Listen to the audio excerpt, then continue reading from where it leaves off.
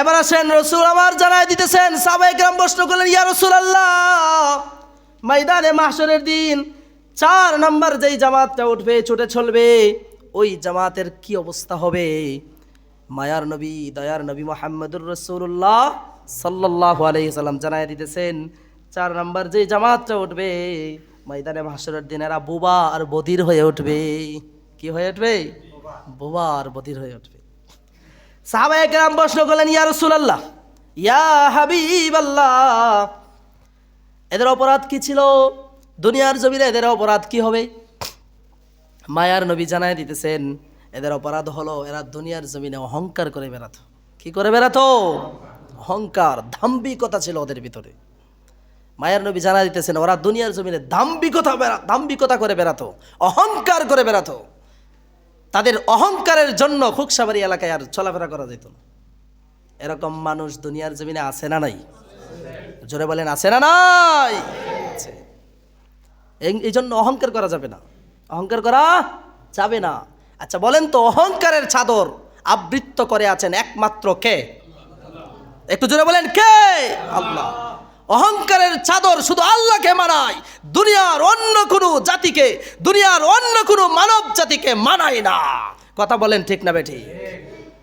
দাম্ভিকতার চাদর একমাত্র আল্লাহকে মানায়, একমাত্র আল্লাহ ছাড়া আর কাউকে মানায় না। সুতরাং অহংকারের মালিক কে? আল্লাহ। দাম্ভিকতা করবে কে? আল্লাহ। এই জন্য তো কাল কিয়ামতের দিন বলবে, ওইদিকে যেতে চাচ্ছি না, বলে লিমালিল মুলকুল ইয়াউম, আজকের দিনের রাজত্বকার দাম্ভিকতার সুরে আল্লাহ বলবেন। আল্লাহ অহংকারের সুরে বলবেন যে আজকের দিনের রাজত্বকার। দুনিয়ার জমিনে তো অনেক রাজত্ব দেখাইছো তুমি। ফেরাউন রাজত্ব, বিশাল বড় রাজত্ব পেয়েছিল। কথা বলেন ঠিক না বেঠিক? অহংকার করেছিল। ফেরাউনের অহংকারের চাদরকে ধুমরে মুছড়ে ফেলে দিয়ে আল্লাহ তাআলা সাগরের পানিতে ধ্বংস করে দিয়েছে। কথা বলেন ঠিক না বেঠিক? নমরুদ অহংকার দেখিয়েছিল, দাম্ভিকতা দেখিয়েছিল। নমরুদের অহংকার আর দাম্ভিকতার চাদরকে ধুমরে মুছড়ে ফেলে দিয়ে, নাকের ভিতরে মশা ঢুকিয়ে দিয়ে, জুতা পিটা করতে করতে দুনিয়ার জমিন থেকে বিদায় করে দিয়েছে। কথা বলেন ঠিক না বেঠিক? এজন্য অহংকার মানাই শুধু কাকে? আল্লাহকে। মুহতারাম হাজিরিন, সময় সংক্ষেপ, 17 হয়ে গেছে। বলছিলাম যে 4 নাম্বার হলো যে জামাতটা কাল কিয়ামতের দিন ময়দানে মাহশরের দিন উঠবে, এরা হলো বোবা আর হলো বধির হয়ে উঠবে। এদের অপরাধ কি? সাহাবায়ে কেরাম জিজ্ঞেস করলেন, রাসূল বললেন, এরা দুনিয়ার জমিনে দাম্ভিকতা করত, অহংকার করত, মানুষকে দেখতে পারতো না। টাকা হইলেই অহংকার শুরু হয়ে গেছে ভিতরে। গরিব মানুষদেরকে দেখতে পারতো না। আল্লাহ রসুল স্বয়ং গরিবদেরকে ভালোবাসতেন। রসুল এমনকি আল্লাহর কাছে বলেছেন, আল্লাহ আমি গরিবী হালতে দুনিয়ার জমিন থেকে বিদায় হতে চাই। সুবহানাল্লাহ বলেন। মুহতারাম হাজিরিন, সাহাবায়ে কেরাম প্রশ্ন করলেন, ইয়া রাসূলুল্লাহ, ইয়া হাবিবাল্লাহ, 5 নম্বরের যেই জামাতটা ময়দানে মাহশরের দিন উঠবে, এদের বিবরণ একটু দেন। রাসূল আরবি জানায় দিলেন, ও আমার সাহাবায়ে কেরাম, 5 নম্বর যেই জামাতটা ময়দানে মাহশরের দিন ছুটে চলবে, দলে দলে ছুটে চলবে, এই 5 নম্বরের দলটা হলো, তাদের মুখ দিয়ে পুঁজ বের হতে থাকবে, রক্ত পুঁজ বের হতে থাকবে। কি দিয়ে? মুখ দিয়ে রক্ত পুঁজ বের হতে থাকবে। শুধু তাই না, তাদের নিজের জিহ্বাটাকে দাঁত দিয়ে কামড়াবে। এই যে জিহ্বাটা আছে না, জিহ্বাটাকে তারা নিজেরা দাঁত দিয়ে কামড়াতে থাকবে। সাহাবায়ে কেরাম প্রশ্ন করলেন, ইয়া রাসূলুল্লাহ, ইয়া হাবিবাল্লাহ, ওগো আল্লাহর রাসূল, এদের অপরাধ কি ছিল? রসুল আরবি, দয়ার নবী, মায়ার নবী জানায় দিতেছেন যে এদের অপরাধ ছিল, এরা হলো ওই আলেম যারা কাজে কর্মে, যাদের কাজে কর্মে কোনো মেল ছিল না। শুধু আপনাদের কথা বলেন নাই, আলেমদের কথাও বলা হয়েছে যে এই সব আলেম যারা মুখে বলতো এক, কাজে কর্ম করতো আরেক। এইরকম আলেম সমাজে আছে না নাই? একটু জোরে বলেন, আছে না নাই? আছে। আলেমদের কথা আল্লাহ বলছেন। এই আলেমদের অবস্থা হবে, ওরা নিজেদের জিহ্বাকে নিজেদের দাঁত দিয়ে কামড়াতে থাকবে। এই অবস্থায় তারা ময়দানে মাহশরের দিকে ছুটে চলবে, উঠবে ময়দানে মাহশরের দিন। মুহতারাম হাজিরিন, বলছিলাম সাহাবায়ে কেরাম প্রশ্ন করলেন, ইয়া রাসূলুল্লাহ, 6 নম্বর জামাত যেটা, সেটা কি একটু বিস্তারিত বলেন। সাহাবায়ে কেরামদেরকে রাসূল বললেন, ও আমার সাহাবায়ে কেরাম, 6 নম্বর জামাত যেটা ময়দানে মাহশরের দিন উঠবে, তাদের অবস্থা হবে যাদের শরীরে আগুনের দাগ দেওয়া থাকবে। কিসের দাগ? একটু জোরে বলেন, কিসের দাগ? আগুনের দাগ দেওয়া থাকবে। সাহাবায়ে কেরাম প্রশ্ন করলেন, ইয়া রাসূলুল্লাহ, ইয়া হাবিবাল্লাহ, এদের অপরাধ কি? মায়ার নবী, দয়ার নবী জানায় দিতেছেন, ও আমার সাহাবায়ে কেরাম, এদের অপরাধ হলো এরা দুনিয়ার জমিনে মিথ্যা সাক্ষী দিত। কি সাক্ষী দিত? মিথ্যা সাক্ষী দিত। মিথ্যা সাক্ষী দেওয়ার মতো মানুষ কি দুনিয়ার জমিনে নাই? কোরআনের পাখি আল্লামা দেলওয়ার হুসাইন সাইদি সাহেবকে মিথ্যা সাক্ষ্য দিয়ে কারাগারে পাঠিয়ে দিয়েছিল। যেই লোকটা মিথ্যা সাক্ষ্য দিয়ে কারাগারে পাঠিয়েছিল, সেই লোকের বাড়িটাও আমরা ফিরোজপুরে দেখে এসেছি। আমাদের সহকর্মীরা, আমরা একসাথে গিয়েছিলাম ফিরোজপুরে, ওই লোকের বাড়িটা দেখে এসেছি। আবু জেহেলের বাড়িটা যেভাবে টয়লেট বানিয়েছে, ওই ফিরোজপুরে আমার সহকর্মীরা ওই লোকের বাড়িতেও গিয়ে প্রস্রাব করে এসেছে। আমি এদেরকে বলেছিলাম ওরা প্রস্রাবের উপযুক্ত ছিল। কথা বলেন ঠিক না বেটে? এরকম একজন কোরআনের মুফাসসিরকে আল্লাহর ওলি, বর্তমান জামানার আল্লাহর ওলি আল্লামা দেলওয়ার হোসেন সাইদি সাহেবকে মিথ্যা সাক্ষ্য দিয়ে কারাগারে পাঠিয়েছে। এর বাড়ির অবস্থা একবার চূর্ণ বিচূর্ণ হয়ে গেছে দ্বিতীয় স্বাধীনতার পর। মুহতারাম হাজরিন, বলছিলাম আল্লাহ তাআলা কোরআনের পাখি আল্লামা দেলওয়ার হোসেন সাইদি সাহেবের কবরকে জান্নাতের বাগিচা বানায় দেন, আল্লাহুম্মা আমিন। মুহতারাম হাজরিন, বলছিলাম রাসূল জানায় দিয়েছেন, যাদের শরীরে আগুনের দাগ দেওয়া থাকবে এদের অবস্থা, এদের অপরাধ কি? রাসূলের সাহাবীরা প্রশ্ন করলেন, রাসূল জানায় দিলেন, এদের অপরাধ হলো এরা দুনিয়ার জমিনে মিথ্যা সাক্ষী দিত, টাকার বিনিময়ে মিথ্যা সাক্ষী দিত। বিরক্ত হচ্ছেন? এবার আসেন 6 নাম্বার গেল, 7 নাম্বার। সাহাবীরা প্রশ্ন করলেন, ইয়া রাসূলুল্লাহ, 7 নম্বর কি? সাহাবীরা প্রশ্ন করলেন, রাসূল জানায় দিলেন, ও আমার সাহাবীরা শোনো, 7 নাম্বার হলো যাদের কপালের সাথে মাথার চুল বাঁধা অবস্থায় থাকবে। কপালের সাথে মাথার চুল বাঁধা অবস্থায় থাকবে, এরা ময়দানে মাহশারের দিন উঠবে। সাহাবীরা প্রশ্ন করলেন, ইয়া রাসূলুল্লাহ, এদের অপরাধ কি ছিল? রাসূল জানায় দিয়েছেন এদের অপরাধ হলো এরা নফসের তাবেদার ছিল। কিসের তাবেদার? নফসের তাবেদার ছিল। ওরা নফসের গোলামি করত, আল্লাহর গোলামি করে নাই। দুনিয়ার জমিনে নফসের তাবেদার করেছে, নফস যেটা বলেছে সেটা করেছে। শয়তানের ধোঁকায় পড়ে জিনা করেছে, ব্যভিচার করেছে, শয়তানের ধোঁকায় পড়ে সুদ খেয়েছে, সুদের মধ্যে লিপ্ত হয়েছে, জিনার মধ্যে লিপ্ত হয়েছে, গান বাজনায় মত্ত হয়েছে, সব করেছে শয়তানের ওয়াসওয়াসায় পড়ে। নফসের তাবেদার ছিল সে। মুহতারাম হাজরিন, সাহাবায়ে কেরাম প্রশ্ন করলেন, ইয়া রাসূলুল্লাহ, 8 নম্বর জামাতটা কি? রাসূল আরবি সাল্লাল্লাহু আলাইহি সাল্লাম জানায় দিয়েছেন 8 নম্বর জামাত হলো মাতাল অবস্থায় নেশাখোরদের মতো ধুলতে থাকবে। দুনিয়ার জমিনে দেখেন না, মদ খাইলে পরে এক জায়গায় মনে হয় সোজা হইয়া দাঁড়ায় থাকে, মনে হয় নাকি?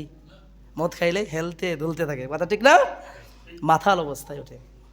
এইরকম ভাবে রাসূল জানাই দিয়েছেন ওরা মাথাল অবস্থায় কিয়ামতের ময়দানে মাহশরের দিন উঠবে আর ধুলতে থাকবে নেশাখোরদের মতো। সাহাবায়ে কেরাম প্রশ্ন করলেন, ইয়া রাসূলুল্লাহ, এদের অপরাধ কি?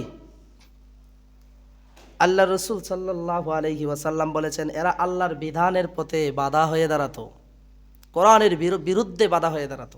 আজকে যারা দেখেন না কোরআনের বিরুদ্ধে কথা বলে, কোরআনের সামনে বাধা হয়ে দাঁড়ায়, উলামায়ে কেরাম কোরআনের কথা বলতে গেলে হক কথাগুলো বলতে পারে না, যে সমস্ত মানুষ বাধা হয়ে দাঁড়ায় এই সমস্ত মানুষ কাল কিয়ামতের দিন মাথাল অবস্থায় নেশাখোরদের মতো ময়দানে মাহশরের দিন ছুটে চলবে। নাউজুবিল্লাহ বলেন। এবার আসেন 9 নাম্বার। সাহাবীরা প্রশ্ন করলেন, ইয়া রাসূলুল্লাহ, 9 নাম্বার কি? আল্লাহ রাসূল জানায় দিলেন, 9 নাম্বার হলো আলকাতরার পোশাক পরা অবস্থায় থাকবে। আলকাতরা চিনেন তো? আলকাতরা শত শত বছর পর্যন্ত আগুনের মধ্যে জ্বলন্ত অবস্থায় থাকবে। এইরকম জ্বলন্ত গরম আলকাতরা দিয়ে পোশাক বানিয়ে দিবে, আর এই পোশাক পরে ময়দানে মাহশরের দিন তারা উঠবে। নাউজুবিল্লাহ। সাহাবায়ে কেরাম প্রশ্ন করলেন, ইয়া রাসূলুল্লাহ, এদের অপরাধ কি ছিল? রাসূল বললেন, এরা গীবত করত। কি করত? গীবত করত। আমরা মনে হয় গীবত করি না। রাগ করলেন? আমরা গীবতের সাথে লিপ্ত আছি। গীবত কাকে বলে জানেন? গীবত হলো মুফাসসিরিনে কেরাম তাফসীরের কিতাবের মধ্যে বলছেন, এবং রাসূল আরবি সাল্লাল্লাহু আলাইহি সাল্লাম হাদিসের মধ্যে বলছেন, গীবত হলো নির্দিষ্ট একটা ব্যক্তির নির্দিষ্ট অপরাধ, বাস্তব অপরাধগুলোকে, বাস্তব যে দোষ আছে ওই দোষটাকে অন্য একজন মানুষের কাছে তার অনুপস্থিতিতে বলা। কি বললাম? আমার দোষটাকে আপনি কি করছেন? আমার অনুপস্থিতিতে, আমার অগোচরে আপনি মুয়াজ্জিন সাহেবের কাছে বলছেন, আপনি গীবত করলেন। আপনি কি করলেন? গীবত করলেন। যদি দোষটা আমার কাছে বাস্তবসম্মত থাকে, এরপরে আপনি গীবত করলেন, আর যদি না থাকে তাহলে অপবাদ দিলেন। কি করলেন? অপবাদ দিলেন। মোহতারাম হাজিরের, ওইদিকে আমি যেতে চাচ্ছি না। বলছিলাম আলকাত্রার পোশাক পরা অবস্থায় কিয়ামতের ময়দানে মাহশরের দিন উঠবে। সাহাবী প্রশ্ন করলেন, ইয়া রাসূলুল্লাহ, এদের অপরাধ কি ছিল? আল্লাহ রসুল জানায় দিয়েছেন এরা গীবত করত, অন্যের দোষ খুঁজে বেড়াতো। সব সময় দেখবেন কিছু মানুষ আছে অন্যের দোষ মানে না বললে ওদের ভাল লাগে না। আছে না এরকম মানুষ? আছে, বর্তমান জমানে এরকম আছে। নামাজি যারা, এদের মধ্যে আর বেশি আমি দেখছি, আমি যেটা দেখেছি। মুয়াজ্জিন সাহেব ইমামের দোষ করে, দোষ বলে মানুষের কাছে, ইমাম মুয়াজ্জিনের দোষ বলে, মুসল্লি ইমামের দোষ বলে, ইমাম মুসল্লিদের দোষ বলে। কথা বলেন ঠিক না বেঠিক? এরকম করা যাবে না। আল্লাহ তাআলা সবাইকে হেফাজত করুক এই সকল গীবত থেকে। এই জন্য আল্লাহ রসুল সাল্লাল্লাহু আলাইহি ওয়াসাল্লাম বলেছেন, লা ইয়াদখুলুল জান্নাতা কাত্তাত। আল্লাহ রসুল বলেন, দুনিয়ার মানুষদেরকে বলতে, লা ইয়াদখুলু, প্রবেশ করতে পারবে না, জান্নাতা, জান্নাতে, কাত্তাত, কারা? পরনিন্দাকারী, ছগলকরী। বুঝতে পারছেন বিষয়টা? যাই হোক, তো বলছিলাম 10 নম্বর হলো আল্লাহ রসুল বলতেছেন, যাদের গাড় দিয়ে জিহ্বা বের করা অবস্থায় উঠবে কাল কিয়ামতের দিন। নাউজুবিল্লাহ বলেন। জিহ্বা কোন দিকে বের হয়? মুখ দিয়ে। কিন্তু ওই সমস্ত মানুষদের জিহ্বা বের হবে গাড় দিয়ে, পিছন দিক দিয়ে। কি একটা ভয়ঙ্কর অবস্থা হবে। আজকে সময় হয়তো বেশি চলে যাচ্ছে, আমি 12টা দলের কথা বলেই আমি আলোচনা শেষ করব। তো 10 নম্বর হলো যাদের গাড় দিয়ে জিহ্বা বের করা অবস্থায় ময়দানে মাহশরের দিন উঠবে। সাহাবীরা প্রশ্ন করলেন, ইয়া রাসূলুল্লাহ, এদের অপরাধ কি? রাসূল বললেন, এরাও গীবত করত। এরাও কি করত? গীবত করত। এবার আসেন 11 নম্বর হলো মাথার অবস্থায় এরা মসজিদে দুনিয়াবি কথা বলতো। মসজিদে এসে দেখবেন শুধু দুনিয়াবি কথা, কোরআন হাদিসের কথা তো বলবেই না। মসজিদে আইসাই মসজিদে ঢুকবে, বাহিরের যত দুনিয়াবি কথা আছে, ফালতু কথা আছে, সব কথা তার মসজিদে এসে মনে হয়ে যায়। কথা ঠিক না বেঠিক? এরকম সমাজে মানুষ আছে না নাই? আছে। মুহতারাম হাজিরিন, 12 নম্বর হলো, 11 নম্বর গেল, 12 নম্বর হলো কঙ্কাল ও গোশতহীন অবস্থায় ময়দানে মাহশরের দিন উঠবে। ময়দানে মাহশরের দিন উঠবে কঙ্কাল অবস্থায়, দেহের মধ্যে কোনো গোশত থাকবে না, মাংস থাকবে না, কঙ্কালটা থাকবে। কি থাকবে? কঙ্কাল থাকবে, শুধু হাড্ডি থাকবে। এই অবস্থায় ময়দানে মাহশরের দিন উঠবে। এটা হলো 12 নম্বর জামাত। এদের অপরাধ কি?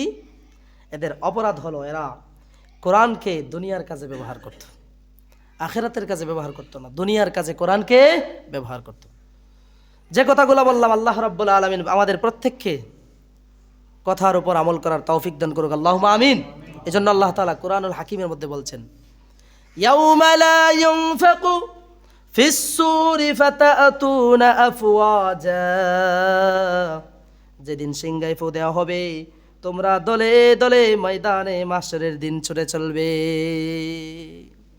ওই দিন ময়দানে মাহশরের দিন মানুষ দলে দলে ছুটে চলবে। আর রাসূল জানাই দিয়েছেন, আমার উম্মতের মধ্যে 12টা জামাত হবে, যারা এক একজন এক একটা রূপ নিয়ে ময়দানে মাহশরের দিন যাবে।